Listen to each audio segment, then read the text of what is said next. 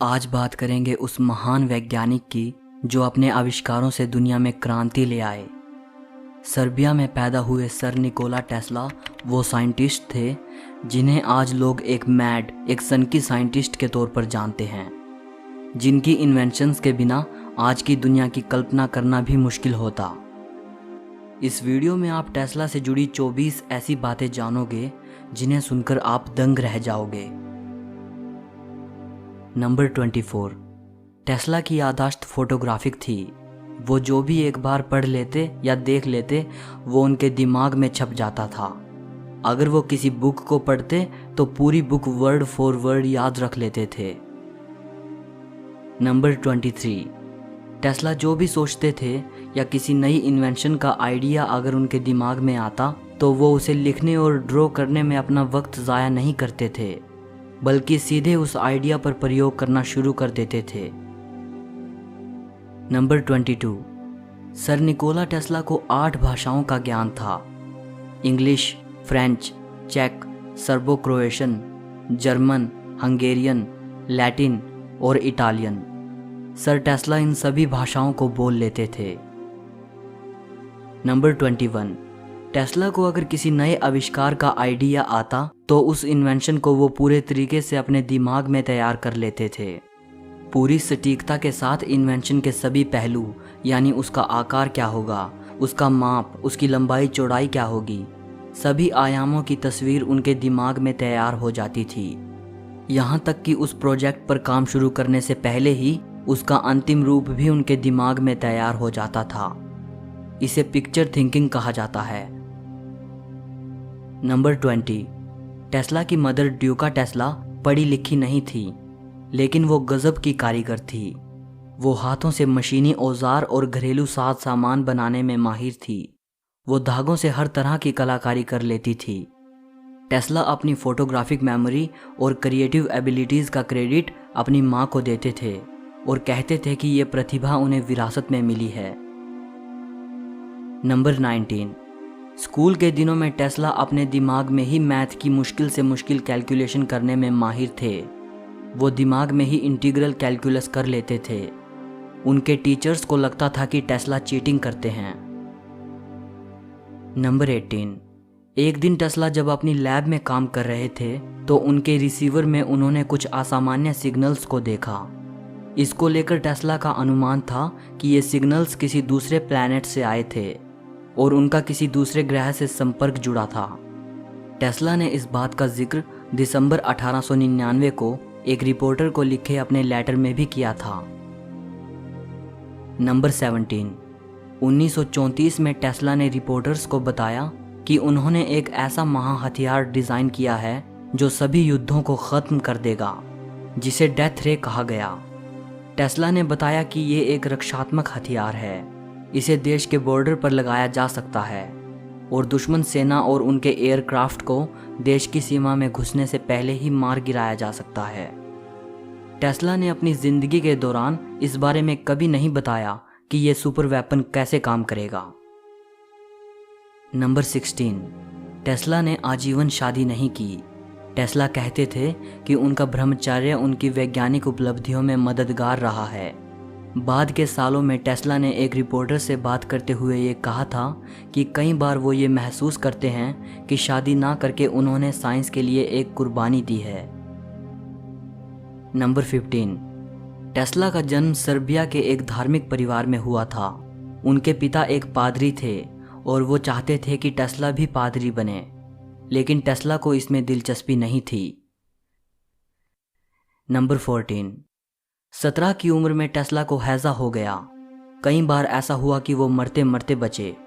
8 से 9 महीने के लिए वो बिस्तर पर ही पड़े रहे। टेस्ला के फादर, जो कि उन्हें पादरी बनाना चाहते थे, निराशा के पलों में उन्होंने टेस्ला से वादा किया कि अगर वो इस बीमारी से निजात पाते हैं तो वो उन्हें बेस्ट इंजीनियरिंग स्कूल में भेजेंगे।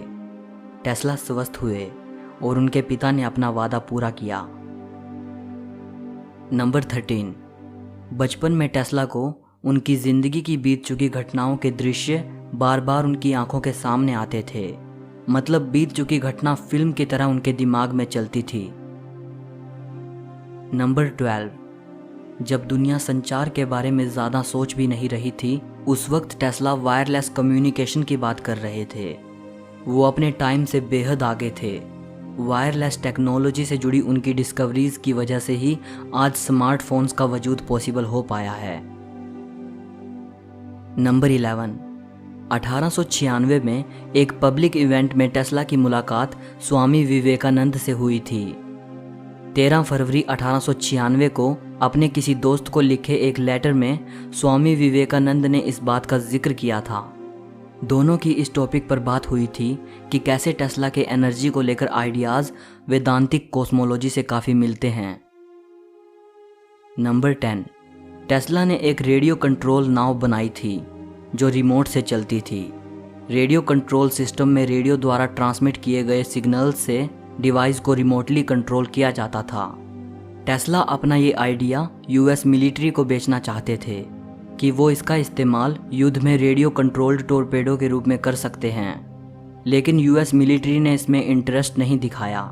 पहले विश्व युद्ध तक रिमोट रेडियो कंट्रोल के बारे में लोग ज़्यादा नहीं जानते थे, और पहले विश्व युद्ध के बाद तब इसके बारे में जानकारी बढ़ी जब कई देशों ने अपने मिलिट्री प्रोग्राम में इसका इस्तेमाल करना शुरू किया। सन 1898 में न्यूयॉर्क में हुए एक इलेक्ट्रिकल एग्जीबिशन के दौरान टेस्ला पहली बार रिमोट से चलने वाली इस नाव को लोगों के सामने लेकर आए। जब वहां मौजूद भीड़ ने इसे देखा तो किसी को भी यकीन नहीं हुआ और लोग कहने लगे कि ये कोई मैजिक है या फिर टेस्ला ने किसी ट्रेंड मंकी को नाव में बिठा रखा है। नंबर 9, अपने स्वास्थ्य के लिए टेस्ला हर रोज 13 से 16 किलोमीटर पैदल चलते थे। नंबर 8, टेस्ला को कबूतरों से बड़ा गहरा लगाव था। वो हर रोज उनको दाना डालते थे। टेस्ला अपने होटल के कमरे की खिड़की से भी कबूतरों को खिलाते थे। वो कहते थे कि एक सफ़ेद मादा कबूतर से उन्हें बेहद प्रेम था, वैसे ही जैसे कोई अपनी प्रेमिका से प्यार करता है। नंबर 7, टेस्ला अपनी ज़िंदगी के अंतिम सालों में शाकाहारी बन चुके थे। उन दिनों वो सिर्फ मिल्क, ब्रेड, हनी और वेजिटेबल जूस ही लेते थे। नंबर 6, 1884 में टेस्ला ने थॉमस एडिसन की कंपनी में काम किया। एडिसन ने टेस्ला को ऑफर दिया कि अगर वो उसकी इन्वेंशन जनरेटिंग डायनामोस को मॉडिफाई करता है तो वो उसे $50,000 देगा। उस ज़माने में ये बड़ी रकम थी। टेस्ला ने दिन के 16-16 घंटे काम किया और एडिसन को एक बेहतर वर्जन बना के दिया। बाद में टेस्ला ने एडिसन की कंपनी छोड़ दी और खुद की कंपनी को इस्टेब्लिश किया। टेस्ला ने एडिसन की कंपनी को क्यों छोड़ा था, इसकी वजह साफ नहीं हो पाई, लेकिन एक कहानी कहती है कि एडिसन ने टेस्ला को जो $50,000 देने का वादा किया था, टेस्ला की इतनी मेहनत के बावजूद भी वो उनको नहीं दिए गए, और एडिसन ने ये कहकर टेस्ला को पैसे देने से इनकार कर दिया कि टेस्ला, तुम हम अमेरिकन्स के मजाक को भी नहीं समझते।